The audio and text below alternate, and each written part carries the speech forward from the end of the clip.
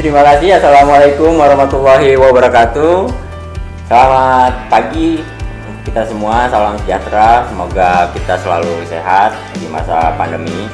Perkenalkan, nama saya Agus Koco, dan di samping saya ada Pak Aristiadi Prihatmanto sebagai Kepala PPTIK ITB, Pusat Penelitian TIK ITB. Pagi ini kita akan bincang-bincang dengan Pak Ari dengan ruang lingkup yang berbeda ya Pak ya, mengenai hal-hal yang berkaitan dengan yang pertama tentang ini Pak, PPTIK. Visi misinya apa sih Pak PPTIK di dunia pendidikan ya Pak ya, dan yang lainnya. Terima kasih nih Pak Agus Koco. PPTIK itu kan Pusat Penelitian Teknologi Informasi dan Komunikasi Institut Teknologi Bandung. Jadi merupakan salah satu lembaga dari Institut Teknologi Bandung yang tugasnya adalah melakukan hilirisasi dari hasil-hasil penelitian, khususnya tentu di bidang TIK. Jadi kalau dilihat dari strukturnya, pusat penelitian itu ada 6 atau 8 PP gitu di ITB itu Pak Agus. Jadi semuanya terkait dengan hilirisasi, dan PPTIK ini sebetulnya khusus untuk bidang TIK dalam konteks hilirisasi dari hasil-hasil riset, ilmu pengetahuan dan teknologi yang kita lakukan. Nah, menarik Pak kalau hilirisasi, karena ngobrol riset biasanya kalau riset anggapannya bahwa ini tugas akhir, tesis yang outputnya. Nah, output hilirisasi sebenarnya apa sih Pak ini di PPTIK ini? Iya. Terima kasih nih Pak Agus. Memang ini era yang luar biasa ya buat kita semua. Saya kira kita semua mengalami yang pada saat saya kecil sekalipun itu hanya impian, sekarang jadi kenyataan. Ada mobil-mobil yang sudah mulai ada nanti ya, teknologi yang membuat kendaraan bisa berjalan tanpa manusia, driverless car gitu ya Pak ya. Kemudian saya juga sudah merasakan hal-hal kecil yang dulu tidak pernah ada, bahwa penglihatan kita bisa dimanipulasi ya, dimanipulasi untuk melihat sesuatu yang tidak ada. Dulu kalau ada videonya itu berarti sudah betul gitu ya. Sekarang ternyata video bisa dibuat fake juga gitu ya. Itu sesuatu yang kita tidak bisa bayangkan sebelumnya gitu ya. Nah, memang kalau dilihat proses hilirisasi memang menjadi sesuatu yang sangat berbeda dengan sebelumnya. Kalau sebelumnya tuh sepertinya perlu waktu yang cukup panjang waktunya, dari mulai penelitian sampai menjadi produk di lapangan, diterapkan di dunia. Jadi waktu saya kecil dulu juga sudah ada itu teknologi tepat guna. Gitu ya. Tapi antara teknologi yang ada saat itu, yang paling canggih pada saat itu, dengan teknologi yang bisa digunakan, gapnya jauh sekali. Nah, di era ini yang menarik itu ternyata dekat sekali gitu, antara apa-apa yang dihasilkan oleh perguruan tinggi, lembaga riset, maupun lembaga-lembaga yang besar gitu ya, lebih profesional di bidang riset dan teknologi, dan menghasilkan banyak hal baru. Itu sebetulnya apa yang dihasilkan jadi sangat dekat dengan apa yang dirasakan oleh masyarakat. Jadi hampir sama gitu waktunya Pak Agus. Jadi Elon Musk buat mobil listrik tuh, gitu ya. Ada baterainya. Nah, baterainya itu sebetulnya diriset terus, gitu ya. Nah, apa yang diriset sekarang itu besok sudah diterapkan di Tesla mobil listriknya itu. Itu cerita yang jadi sangat berbeda dengan bagaimana strategi hilirisasinya. Nah, yang kami lakukan sebetulnya pada akhirnya bicara tentang segitiga proses people teknologi.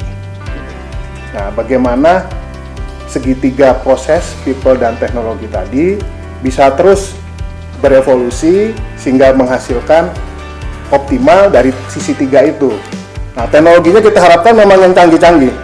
Tapi kami pahami bahwa people dan proses itu harus mengikuti teknologi yang sudah ada gitu ya. Jadi kita nggak bisa paksa people loncat dari tahu aritmetika sederhana tiba-tiba tahu integral gitu ya Pak ya. Tapi kita tetap harus, nah, teknologinya nanti harus mengikuti itu, proses itu. Nah, kita harapkan prosesnya cepat. Jadi kalau dilihat kegiatan kami itu terdiri dari 3 hal. Yang paling pertama yang kami lakukan oleh PPTIK adalah pengembangan sumber daya manusia. Jadi kaitannya sama people-nya dulu. Untuk bagaimana people tadi bisa mengejar teknologi yang mudah-mudahan bisa kita terapkan. Gitu. Kemudian tentu saja setelah itu beberapa hal yang terkait dengan penerapan teknologi. Apakah itu dalam konteks persoalan-persoalan yang khusus gitu ya, di lembaga-lembaga yang khusus dan keperluan yang khusus seperti di industri, atau kebutuhan untuk membuat industri baru. Karena teknologi yang sekarang itu tadi, yang sangat cepat bergerak itu tadi, sebetulnya membuka peluang untuk membuka industri yang sangat berbeda. Istilahnya mungkin digital transformation gitu ya istilahnya ya. Salah satu yang nanti muncul banyak kegiatan yang sangat berbeda dengan sebelumnya. Jadi kelihatannya rumit sekali ya Pak ya, kerjaan PPTIK ya. Tapi fun kan kita ya? Iya. Ya karena banyak tadi ya strateginya, salah satunya pengembangan SDM, berarti kan apa kaitannya PPTIK dengan SDM yang ada Pak? Iya, nah mungkin ini terkait dengan mitranya ya, dari perguruan tinggi gitu ya, dan dari komunitas pendidikan yaitu perguruan tinggi dan teman-teman SMK. Ya. Gitu ya. Kemudian yang kedua yang kami identifikasi adalah industri tentunya, dan yang ketiga masyarakat umum ya, sebagai minimal penggunanya. Nah, tiga hal itu gitu ya, masyarakat umum, industri, dan perguruan tinggi dan SMK itu tadi, itu yang kita coba cari bagaimana kita melakukan proses ya gitu tadi ya, yang terkait digital tadi ya. transformation ya Pak. Betul. Jadi memungkinkan sekali tadi bagaimana PPTIK bermitra dengan adik-adiknya tadi ya Pak ya, SMK atau sesama perguruan tinggi untuk membangun industri baru, mungkin begitu ya Pak ya? Iya, ya kita punya masalah besar karena memang kalau dilihat dari polanya sekarang tuh kita mengalami deindustrialisasi gitu ya, karena memang mungkin selama hampir 50 tahun kita tidak berhasil membuat satu platform yang cukup kuat di industri. Tapi ini era yang kembali lagi kita mendapatkan kembali kesempatan itu dengan teknologi yang terkait dengan industri 4.0. Kita punya kesempatan untuk mendapatkan kembali industri-industri yang sempat hilang, tapi tentu saja dengan cara yang berbeda. Nah, PPTIK tidak ingin deindustrialisasi terjadi lagi. Oleh karena itu kami sadari betul persoalan terbesarnya adalah bagaimana mengumpulkan pool sumber daya manusia. Yang salah satunya tentu saja yang tadi, rekan-rekan tukang insinyurnya itu kan SMK gitu ya, Politeknik, dan tentu saja perguruan tinggi. Itu yang kita coba gali terus, dan kita coba cari kolaborasinya yang tepat untuk bisa menghasilkan industri baru tadi. Ya, jadi memang salah satu concern PPTIK bagaimana bermitra dan menghasilkan industri baru ya Pak ya. Menarik sekali. Jadi kalau dilihat skop tadi program yang spesifik misalnya contohnya gimana Pak? Yang untuk tadi kan strategi secara besarnya ya Pak ya, bermitra. Ya memang kelihatannya itu utopia ya kalau dilihat ya. Iya. Industrialisasi, PPTIK menjaga industri baru dan lain-lain ya. Nol gitu ya. Pada akhirnya program-program kami sebetulnya berusaha untuk menjadi program-program yang membumi pada akhirnya.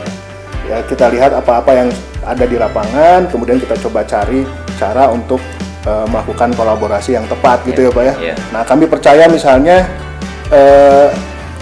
kerjasama dengan SMK penting, dan kita lihat apa potensi SMK, dan salah satunya tentu saja ada kerjasama di bidang akademik tentunya, yang kaitannya dengan PKL online bersama PPTIK gitu Pak ya, PKL di PPTIK gitu kan, bahkan ada yang kayak tugas akhir ya Pak ya di PPTIK ya, akhir malah sudah masuk ke kelas industri Pak ya, kerjasama dengan industri gitu dianggap bagian, karena di PPTIK sendiri karena bicaranya di hilirisasi, kita bicara tidak hanya teori atau sekedar prototipe, tapi juga mulai bicara produksi.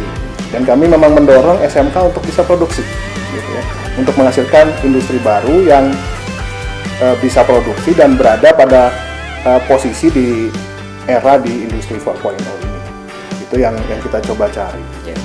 Jadi ada akademik, ada persoalan yang lebih mendasar ya. Kita ingin SMK buat industri malah Pak. Jadi pintu masuknya dengan program-program yang ada di SMK mungkin ya Pak ya, secara tempat misalnya ada PKL, ada kelas industri atau malah kelas-kelas yang mapel biasa yang kita masukkan sebagai kolaborasi antara SMK dengan PPTIK gitu. Betul. Outputnya tadi ya industri baru ya. Tentu saja kan ada yang selain SMK kan ada perguruan tinggi yang sebetulnya mirip. Ada tugas akhir bersama, ada tesis bersama gitu ya. Ada tugas akhir di PPTIK kan gitu Pak ya. Bahkan ada yang sekarang dengan beberapa teman di perguruan tinggi kita buat semacam penelitian bersama kan Pak ya. Dan tentu saja kami berharap sebetulnya pada akhirnya juga industri baru. Ya, industri baru. Contohnya apa sih Pak yang mulai kita kembangkan dengan SMK ya Pak? Spesifik misalnya atau dengan partner kita yang bisa menghasilkan kerjasama yang outputnya tadi industri baru tadi itu. Contohnya gimana? Mungkin khusus SMK gitu ya. Ya misalnya. Karena ini saya kira menarik yang terjadi di komunitas SMK. Jadi kami sadar betul SMK berada pada posisi tidak melakukan perancangan kan. Tapi ketika ada yang sudah dirancang, didesain, SMK sangat mampu, capable untuk bisa membuat industrinya malah. Nah, kami dorong itu dengan pasti awalnya pembelajaran ya Pak ya? Ya, pembelajaran. Pelatihan juga untuk membuat misalnya hal-hal seperti home automation system yang saya kira di pasar pun belum cukup banyak yang cukup mature teknologinya. Nah, di situ kami desainkan, itu kemudian kita buat prototipenya untuk bisa dipelajari oleh SMK untuk dapat diproduksi. Saya kira itu hal yang menarik, nanti saya kira mungkin akan diterangkan juga ya, dalam video yang selanjutnya ya. Juga ada yang seperti penggunaan di sekolah. Jadi konsepnya tentu saja kalau di era sekarang semuanya smart gitu ya. Ada kata-kata smartnya, smart school. Jadi kami berharap sebetulnya SMK siap untuk menerapkan teknologi 4.0, industri 4.0 untuk membuat sekolahnya minimal digunakan sendiri untuk membuat sekolahnya menjadi sekolah yang smart. Dan itu ada absensi ya Pak ya, sistem absensi, ada bahkan sistem kantin, ada sistem parkir bahkan yang kita sudah buatkan prototipenya. Nah, memang kami berharap seharusnya tidak berhenti hanya untuk penggunaan sendiri, tapi bagaimana sistem yang sudah bisa dibuat tadi bisa juga digunakan untuk yang lain gitu ya. Itu yang kita harapkan dari setiap SMK yang ada. Dan saya sangat senang sampai saat ini, saya kira kerjasamanya udah cukup banyak ya Pak ya, dan intensif gitu. Kalau saya merasa malah teman-teman SMK termasuk yang intensif gitu ya, jadi penuh inisiatif. Mudah-mudahan kedepannya semakin lancar dan sukses gitu ya, karena memang kalau saya lihat sih sebetulnya dari engineering industri sebetulnya yang di layer itu yang sebetulnya perlu lebih kuat gitu ya. Biar yang di S1, S2, S3 lebih banyak mendesain hal baru gitu, tapi yang menerapkannya sebetulnya ada di teman-teman di SMK nih sebetulnya yang jadi kekuatan. Tentu saja kami harus bantu ya, kan gitu ya, karena kan toh teman-teman SMK harus bersaing dengan sekian banyak produk-produk lain yang juga muncul di dunia ini.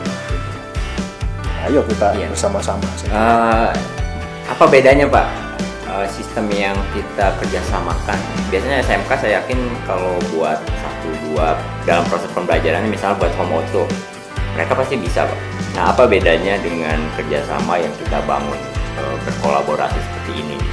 Ya memang kalau dilihat bicara tentang peradaban manusia, pembicaraannya pasti selalu bicara teknologi yang kompleks tentu saja. Oh, kompleksnya ya Pak ya? Kompleksitas nih. Jadi kalau kita bicara di dunia negara maju, pembicaraan seperti ini hanya bisa dieksekusi pada level perusahaan-perusahaan besar, gitu ya. Nah, itu yang kami tahu betul bahwa barrier to entry masuk ke sana sebetulnya makin mudah dari sisi keilmuan. Jadi kalau para pemirsa melihat di YouTube ya, sepertinya oh iya masuk ke IoT, AI Ya. segala macam tuh hal yang mudah aja Pak ya. Mudah kan, Pak? Mudah Ya. sekali. Ya. Jadi untuk dapat mulai Belajar. belajarnya itu gampang sebetulnya. Ya. Semua tersedia. Ya. Masalahnya untuk menerapkannya pada skema, pada kompleksitas yang cukup, yang besar ya Pak ya. ternyata tidak mudah gitu ya. Ya. Dan itu membutuhkan kerjasama. Ya. Dan itu yang kalau di PPTIK kami sadar betul hal itu.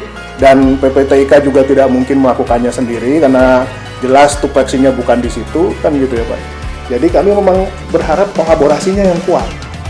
Jadi antara PPTIK dan SMK, komunitas perguruan tinggi dan industri untuk bersama-sama nih kita menerapkan teknologi itu. Karena kondisi kita memang berbeda dengan di negara maju yang Google lakukan semua itu bisa. Langsung bisa jalan Iya, dia tinggal cukup, sendiri cukup, tinggal kumpulkan orang yang ini konsorsium ini, kamu kerjanya ini, kerjanya ini, semua jalan. Langsung bisa jalan. Nah kita belum ada semua. ya. Jadi kita perlu diskusi dengan cukup banyak dan semuanya bisa memahami berada di posisi yang mana kan gitu ya, untuk akhirnya kita bisa menghasilkan sesuatu yang saya kira tidak akan kalah lah dengan apa yang mungkin dilakukan di negara. Berarti ada satu, tadi saya simak dari Pak Ari, sebetulnya ada satu peluang besar tentunya ya Pak, yang belum diisi oleh di layer bawah, mungkin di SMK atau segala macam untuk membangun industri baru gitu ya. Iya, sebelumnya di era industri sebelumnya kan kita bicara banyak tentang bagaimana SDM dilatih untuk mengisi tempat di industri. Iya, ya itu. Gitu ya. Padahal ini era yang banyak hal yang sebelumnya diisi oleh manusia itu mulai digantikan kan, gitu ya. Jadi di satu sisi kita punya masalah besar nih sebagai spesies manusia sebetulnya, karena banyak hal yang bisa digantikan, bahkan nyetir aja sudah mau diganti nih, gitu. Kira-kira gitu. Nah tapi di sisi lain, namanya selalu ada masalah, selalu ada kesempatan. Nah kesempatannya untuk membangun industri barunya dimungkinkan. Jadi orang-orang yang sebelumnya memang dilatih untuk bekerja di satu industri malah punya kesempatan untuk membangun industri yang sangat berbeda gitu. Itu yang kita coba gali ya. Gitu ya. Dan memang manusia bagusnya makin tinggi ya levelnya ya. Kalau nyetir terus kan nanti kalah sama robot ya. Jadi kita harus ganti kira-kira bagaimana nih. Memang bukan hal yang mudah dan bukan saya kira semuanya, bahkan negara maju pun mempunyai pertanyaan yang sama tentang bagaimana menyelesaikan persoalan itu. Otomatisasi tidak lagi bisa dibendung, dan itu yang membuat kita semua menjadi lebih sejahtera. Tapi kalau dari sisi masing-masing individu, bagaimana menyelesaikan solusi dari SDM yang tidak siap? Ya, tadi semua digantikan dengan robot. Nah, betul. Solusinya Nanti ini saya kira akan ada video yang lain lagi tentang berbagai macam filosofi menghandle persoalan itu ya. Dan yang menarik saya kira apa yang dilakukan oleh Cina gitu ya. Kalau saya lihat mereka sadar betul orangnya banyak, tidak mungkin buat sesuatu yang seperti universal basic income. Jadi orang-orang yang tidak bisa dilatih lagi ya sudah ditaruh di satu tempat, lakukan pekerjaan yang mereka bisa, kemudian dibayar dengan income yang minimal cukup lah gitu ya. Nah yang dilakukan Cina malah memperkuat industrinya, dan saya kira itu yang nanti mungkin kita akan lebih dekat dengan itu ya, yang untuk menyelesaikan persoalan kita gitu. Jadi memang yang kata kuncinya tadi membangun kolaborasi ya Pak ya. Betul. Menghasilkan sesuatu khususnya di potensi-potensi yang ada di misalnya SMK gitu ya Pak. Betul. SDM harusnya jadi modal ya. Berarti ada orientasi baru. Kalau biasanya kan digital dividend tuh Pak ya. Iya Pak. Istilahnya demographic dividend ya. Iya. Itu benar-benar harus kita bisa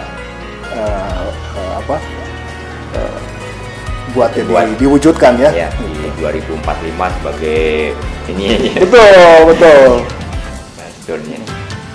Ya, saya kira begitu. Terima kasih kepada Pak Ari yang memaparkan berbagai hal Semoga ini menjadi awalan yang baik antara PPTIK dengan industrinya, khususnya di SMK untuk membangun kolaborasi, dan tadi ada membangun tentunya industri baru yang nanti akan kita saksikan, kita lihat contoh-contohnya. Tadi ada smart PJU, smart penerangan jalan umum yang otomatis berbasis IoT, kemudian juga ada home automation ya Pak ya, ada smart agriculture, kemudian ada blue light services ya Pak ya. Ya, itu saja menarik ya untuk dilihat ya. Iya, iya. Mungkin nanti itu jadi rangkaian video selanjutnya ya, yang lebih teknis. Dan itu menariknya dikerjakan kolaborasi antara PPTIK secara tim inti dengan teman-teman SMK yang melakukan PKL ya Pak.